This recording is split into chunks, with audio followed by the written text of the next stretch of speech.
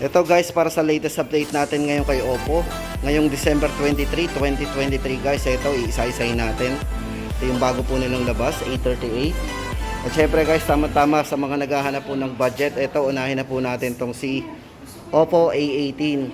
Guys, ito good news kasi si Oppo A18 dating 5,999. Ngayon po is 5,499. Ito po ay naka 8GB RAM to 128GB na rin po ang internal storage. Check po muna natin yung kanyang design. Ito guys, para sa kanyang specs, ito meron tong 5,000 mAh large battery. Then naka 36 months fluency protection. Guys, ito 3 years yung kanyang yung kanyang performance, hindi magbabago yan. So meron siyang 36 month fluency protection. Yan.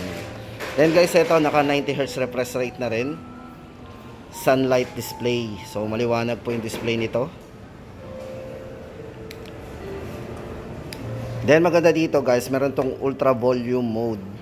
So guys, sa mga mahilig sa malakasang sounds, tama-tama sa inyo guys ito si Oppo A18. Kasi ito guys, naka ultra volume mode. So yun guys, update natin dito, 5,499 na lang. Tama-tama po sa mga naghahanap ng budget phone. So yun guys, dito naman tayo. Ito bago din tong labas ni Oppo guys. Ito si Oppo A38. For Oppo A38 guys, ito ay naka 8GB RAM to 128 na rin internal storage. Ayan, check po natin. Yan ito guys, para sa kanyang specs. Ito para sa highlight po nito. Ito naka 33 watts superbook charge na din. Plus 5,000 mAh large battery. Then sa camera, meron siyang 50 megapixel AI camera.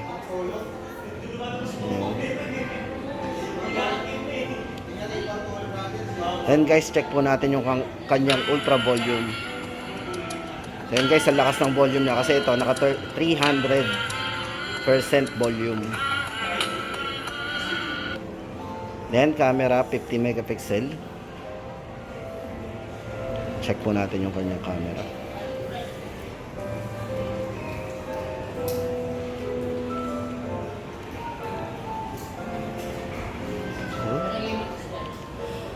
Then guys, ito sa refresh rate nito, naka 90Hz refresh rate na rin po yan. Sunlight display din, so maliwanag din yung display nito. Then meron din siyang 36 month fluency protection. Guys, ito syempre 3 years po na hindi magbabago yung ating mga dyan, performance. Then guys, update natin dito, Oppo A38, 7,999 po yung kanyang presyo.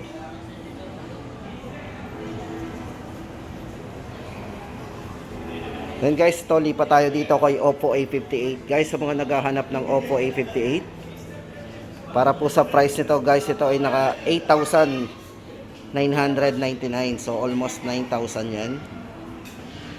Price po nito. Then dito, meron siyang extended RAM. Meron siyang original RAM na 6 plus 6GB extended RAM. And naka 128GB internal storage na rin po yan. At ito guys, para sa screen. Yung screen po nito naka full high definition sunlight display. So may maliwanag pong display yan.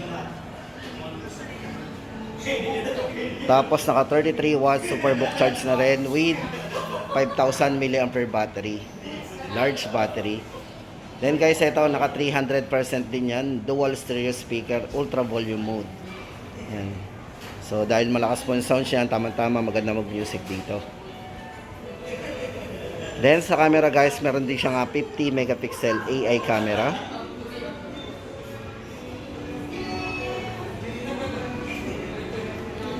Pwede rin po natin i-on dito yung kanyang HDR. Yan, naka HDR din po yan, high dynamic range. Yan, on nyo po yan. Yun na pala yung on nya.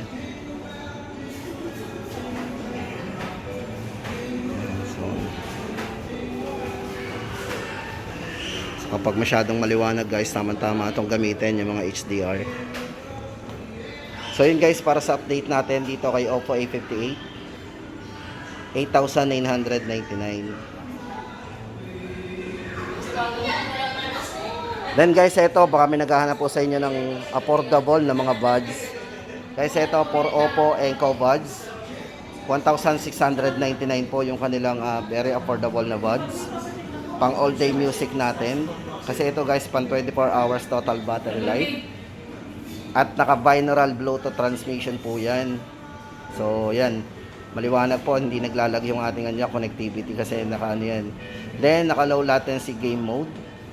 At naka bus driven HD sound. So yun guys, para dito kay Oppo Enco Buds sa mga naghahanap ng affordable buds. 1,699. Then guys, ito lipat tayo kay Oppo A78. Dito guys, ito naka-mark down na to. Ito ay 12,999.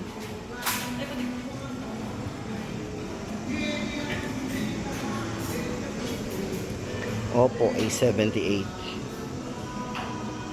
Check po muna natin yung design. Para meron tayong idea doon sa design po niya. Tapos guys, ito check natin yung kanyang mga specs and parameters o yung kanyang overlook.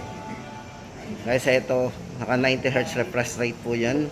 Very handy yung screen niya kasi ito ay may maliit na size na 6.4.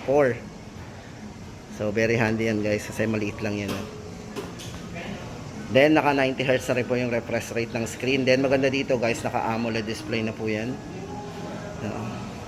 So naka-vivid po yung display nito, AMOLED display. Then yung nipis po nito is 7.99mm. So napaka-nipis din.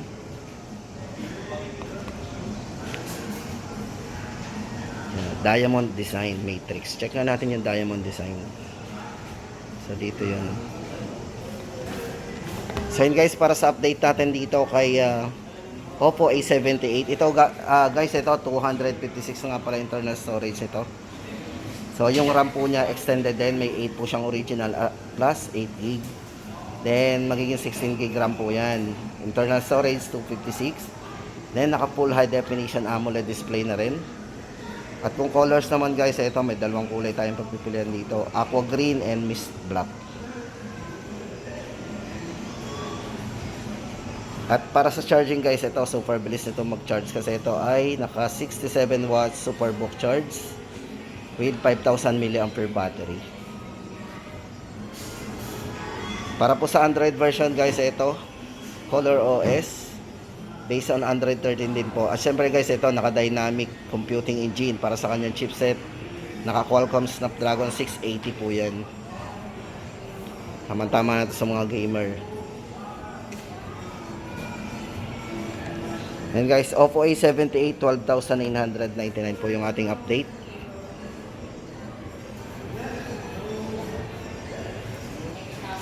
Eto guys, ito yung huli din lumabas sa kanila, si Oppo A98 5G guys. Sa mga naghahanap ng 5G, yan, na A series po ni ni Oppo. Yan, Oppo A98 5G. Ito guys, naka 16GB RAM na rin tayo dito, total RAM. Then 256GB internal storage. Para sa price po nito, 18,999.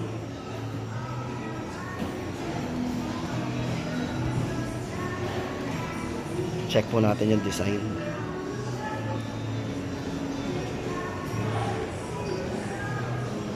Ito guys, para sa kanyang refresh rate, ito ay naka 120 Hz na din. Silky smooth large screen. Check mo natin yung kanyang specs and parameters. Ito para sa watts guys, ito 67 watts superbook charge na din. 64 megapixel AI camera with 40 times micro lens. Guys, ito malinaw yung camera nito. Check natin yung camera nito. 64 megapixel.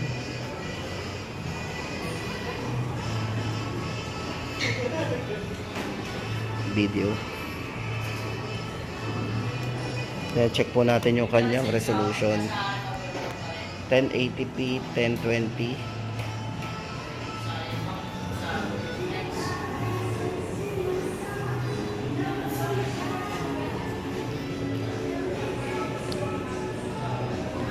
Then guys, para sa update natin dito, 18,999.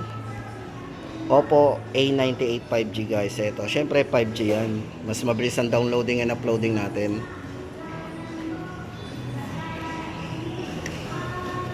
Then guys, itong katabi, baka may naghahanap sa inyo ng Oppo Enco Air 3. Price po nito is 3,999.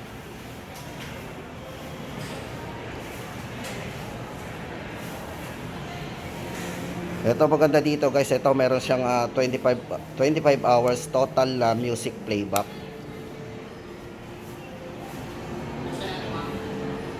Ayan.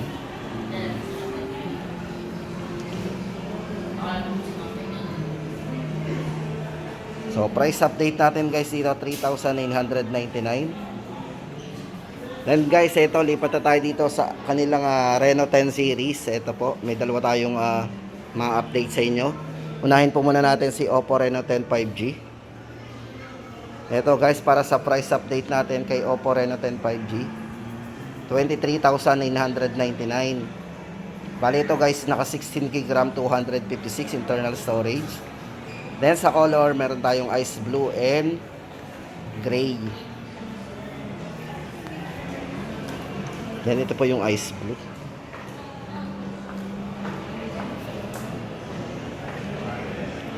Ito guys, para sa kanyang design, ito ay naka 3D curved screen. Then naka 120Hz na rin po yung refresh rate ng screen niya. Then maganda dito guys yung camera, kasi sa camera nito meron tong 64 megapixel.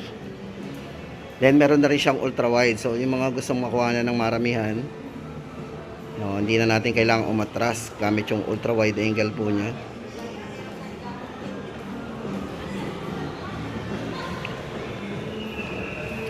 Then sa front camera guys, tama-tama to sa mga mahilig mag-selfie, kasi meron tong 32MP telephoto portrait camera.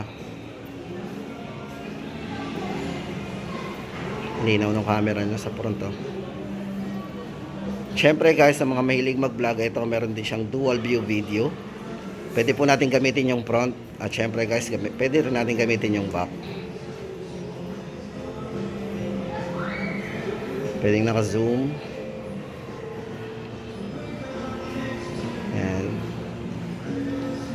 Hindi na natin kailangan mag-edit kasi meron siyang dual view video. Yan guys, para sa update natin, ito nga pala guys, check natin yung kanyang chipset. Siyempre tinatanong yung chipset nito eh. Ito yung chipset po nito, naka MediaTek Dimensity 5G mobile platform. Bale 7050. Yan.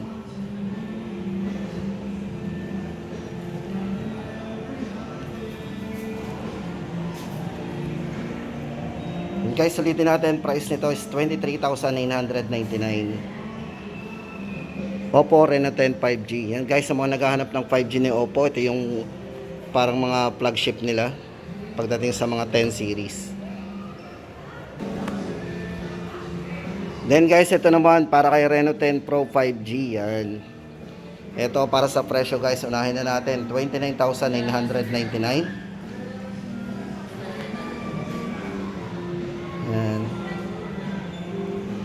Then maganda dito guys, ito naka 12GB RAM plus 12GB RAM. Laki ng extended RAM nito.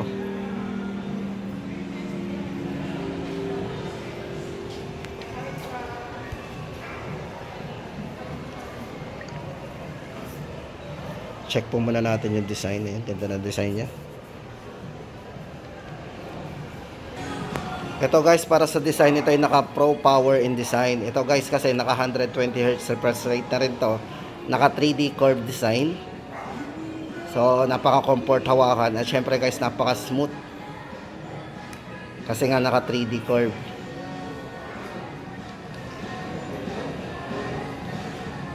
Then guys, ito para sa camera guys. Sa mga mahilig mag-camera guys, ito maganda dito. Meron siyang 50 megapixel ultra clear para sa kanyang main camera. Zoom.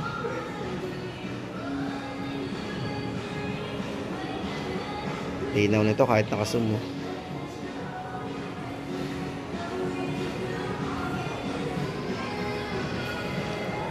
Then sa kanyang charging guys, ito naka Superbook 80 watts yan, plus charging. Then maganda po dito guys sa video niya, ito naka 4K resolution na to eh, na may malinaw na 4K resolution pagdating sa video. So check po natin yung kanyang 4K yan. Yan, 1080. Yan, ito po 4K. Kasama po yan sa pagpipilian. O, diba? Super linaw.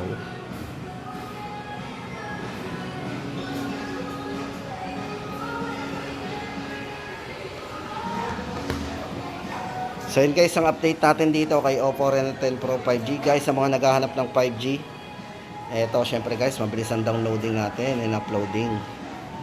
29,999. Ito guys, meron din ako papakita sa inyo ito. Oppo Pad Air. Guys, sa mga naghahanap ng budget na tablet ni Oppo, ito guys, good news kasi ito naka-sale. From 13,999, ngayon po ay 10,999 na lang. Ang laki na po na discount nito. Dati kasi 11,999 yung last discount nila. Kaya sinihabol nila, ngayon po ay 10,999 na lang. So 11,000 na lang po yan. Ito guys, para sa specs nito, naka ultra slim body yan, manipis. Size po ng screen nito, naka 10.36. Then naka 2K resolution na po yan. Yung kanyang resolution ng kanyang video. 2K resolution. Then sa battery, meron siyang 7,100 mAh battery. At powered by Dolby Atmos guys, para sa kanyang surround sound. So ito kasi naka quad speaker. Check po natin. O yan guys, tamang-tama sa pangregalo ngayong Pasko. Abot pa, may 1 day pa tayo. Syempre guys, chipset. Kung gagamitin natin pang gaming itong tablet na to, yan, naka Snapdragon 680 po yan. At yung camera guys, check natin yung camera. Testingin po natin kung gaano kalinaw yung camera niya. O diba? Tablet pero may malinaw na camera na din.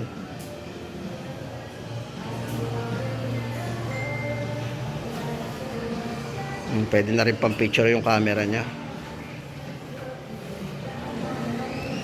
So yun guys, ang update natin guys sa mga naghahanap ng latest ng mga budget na tablet at syempre yung naka markdown.